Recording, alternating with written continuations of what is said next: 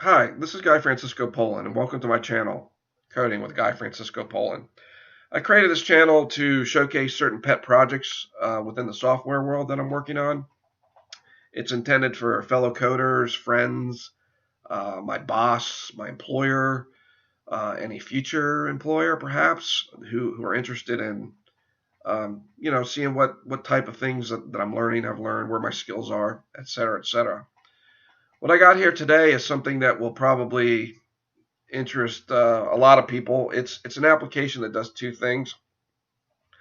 One's called Shopping List, which is what I'm going to talk about today, which is a pretty easy, straightforward application that takes data, a food item or whatever item you want to store in your database, and you can assign a numeric, well, not just a numeric value. I come to think of it, you can actually put anything you want in there. As you can see, here's Pop Tarts, and I put a value of 2 strawberry because my daughter likes strawberry. But so, anyways, the whole idea of this is to save it to a database, click a button, and export this nice and neatly into Excel.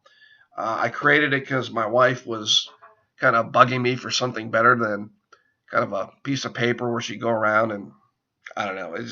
She wanted something cooler, nicer, and she knew that I did a lot of coding. So I'm doing this to make her happy, and that's a pretty good reason to do things, is to make your wife happy. So shopping list is what I'm going to talk about today, like I said, but this also does something a little more complex. It's right now it's called a script blaster application. I think more accurately it's an email query blaster application, and I'll get into that in the second video. But for now, let's just look at our environment. Uh, so this is Microsoft Visual Studio. All of this, and I believe it is called, I forget what they call it. Let's go take a look. It's Enterprise Community Edition 2019. So you can go and you can download this onto your PC if you want to learn how to code, learn how to use it, et cetera, et cetera. Over on the left here, I have my database. I'm using SQL Server. I do have a history working with Oracle. These are They're both relational databases. I'm using SQL Server because, frankly, well, two reasons. I've never used it before. It is a database that I see all the time in tutorials and videos when we talk about working with Microsoft Visual Studio. And why not? They're both Microsoft products, and look how easily, how seamlessly this integrates in with this environment. So on the right hand side, I have my solution. This is what I'm not calling my overall application. And underneath, I have my project, which holds logic for the shopping list and the query blaster applications. Two things before I start. This is an ASP.NET MVC application. And every time I tell a colleague that I'm working on an MVC application, the first thing they ask me is, why is it not .NET Core? .NET Core, ASP.NET Core is the next step up from MVC. But I haven't been working with either of these for a long time. So it makes sense to start with MVC and then at some point upgrade this application to Core. A lot of companies still are using MVC. A lot of them are converting to Core. So it is absolutely not a waste of time. They're very similar in a lot of ways.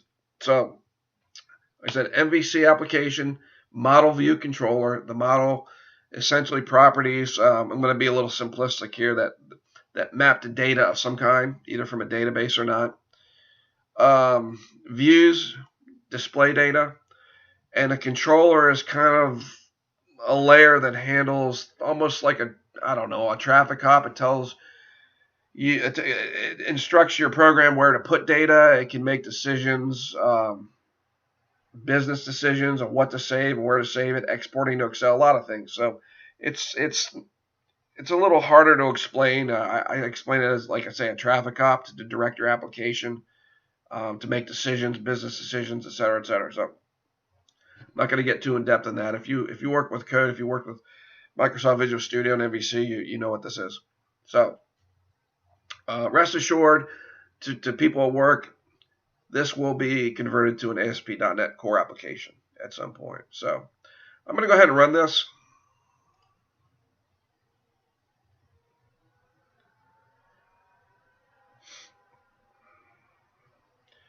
I don't have any actual authentication yet. This is a little bit of smoke and mirrors, but I do need to be able to put in username and password so I can do other things in the application. That won't really be apparent today because I'm just going to be covering the shopping list aspect of this. In the future video, probably the next video when I get into Script Blaster, that's where the username and login and password and all that stuff will become more important. Now, as I look at this, you notice I have two applications mixed together. Like that's not really a good thing. I told myself, well, it doesn't matter because this is a pet project, and it is. But at some point, as this gets better, I realize that someday I may put this out into the world, and you really need to have your code separated out. I put it together because it's easy for me. I'll just slip back. It's easy for me to just kind of come in here, and if I want to work on shopping lists, I can. I get tired of that. I can easily flip back over to the email query blaster application. So, but at some point, I need to separate this stuff out, and I probably won't do it in the next video. I'm thinking maybe the third video. I mean, this could get kind of, I don't know how much pain I've created for myself here because I have to move stuff out into a new solution, and I have to rename a bunch of stuff, and it could get dicey. Hopefully not. So that could be a short video if I get myself into trouble, because you don't want to sit here and watch me fumble around trying to fix stuff. So probably third video, I'm going to separate a lot of this code. And then in the fourth video, we'll start getting into improvements of what I've already done. So anyhow, go ahead and log in.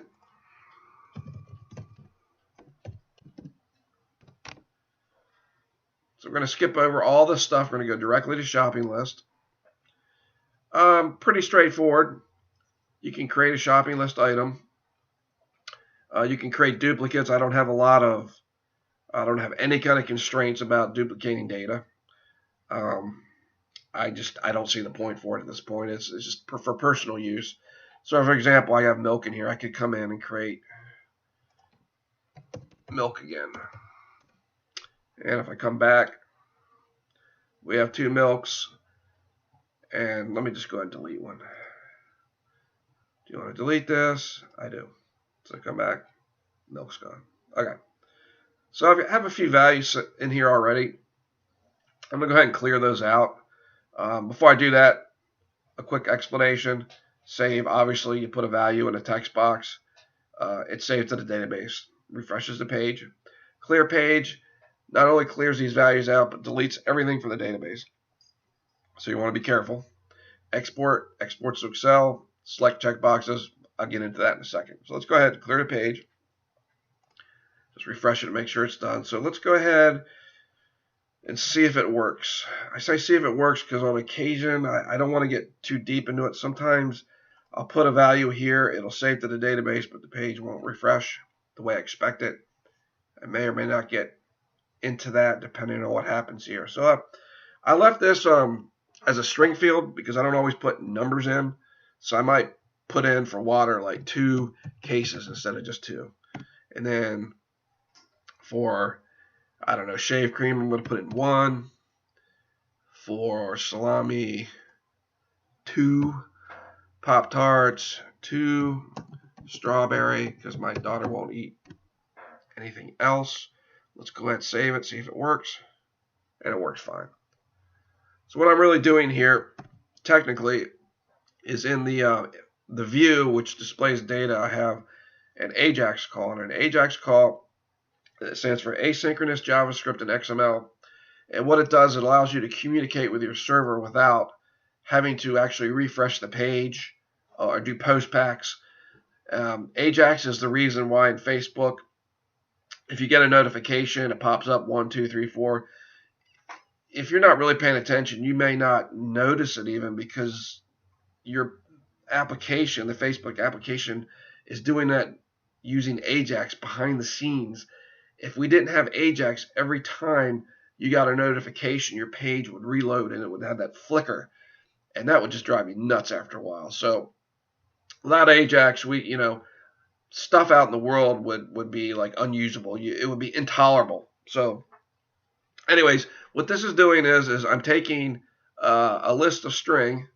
It's just a string, which is a long list of all my food items and quantity, and I'm sending it to my traffic cup, the controller, which basically parses it out and saves to a database. And then down here, I grab the window object and I just reload the page. When I reload the page, it should refresh the fields with the stuff I just saved. So okay, so we saved it, and the next step is whenever there's a checkbox or something is checked here, that will get exported to Excel. So I put this in here because I have 4 items here, but what if I had 25 or 30 items? Do I want to check each box manually? No, I don't want to do that. I might miss one, That'd be a bummer. So I wrote a piece of JavaScript, and I use jQuery actually, and basically just loops through the page. And if there's a value in this text box, go ahead and check that checkbox, and let's see if it works. And it does.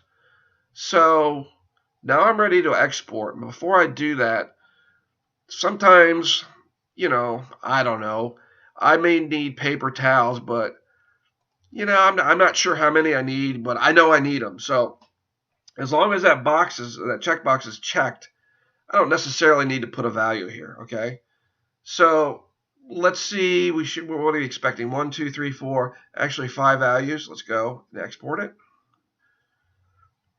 And voila, we got our paper towels. Nothing there. Our Pop-Tarts, salami, shaved cream, and regular water. So now my wife can save this, email it to me,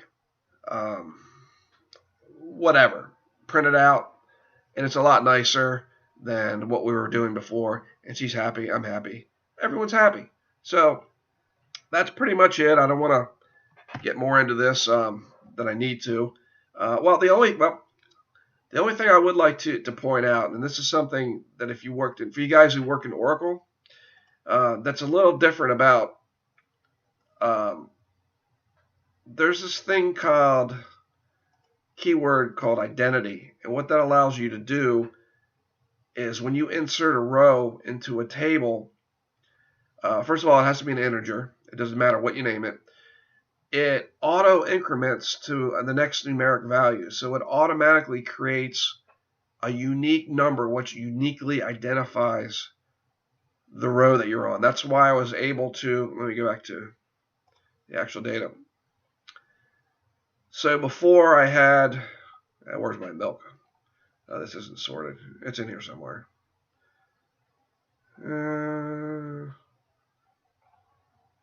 It doesn't matter. It doesn't matter what the item is. I can put in 2 salamis, and when I put in the second salami, it'll create a new ID number here. And that's how it uniquely tracks even rows with the same data. So when I deleted one of the milks earlier, the system was kind of baked into the system. It knew exactly which ID mapped to that milk. So I haven't seen that in Oracle. That's not to say it doesn't do it, because things are changing all the time, but that's a really cool feature. That's really, really handy. I don't really want to get into it too much because I know a lot of people who are watching the video really aren't software developers. But if you're an Oracle person, that's something to note right there. It's basically creating what's called a sequence, which is a persistent. If you're an Oracle developer, you'll know what a sequence is. But anyhow, that's it for this video. Thanks for listening. Thanks for watching. In the next video, I'm going to get into the email query blaster part of this application, and I'll make sure that I notify my writer friends. And again, thanks for watching. This is Guy Francisco Poland. Have a good one.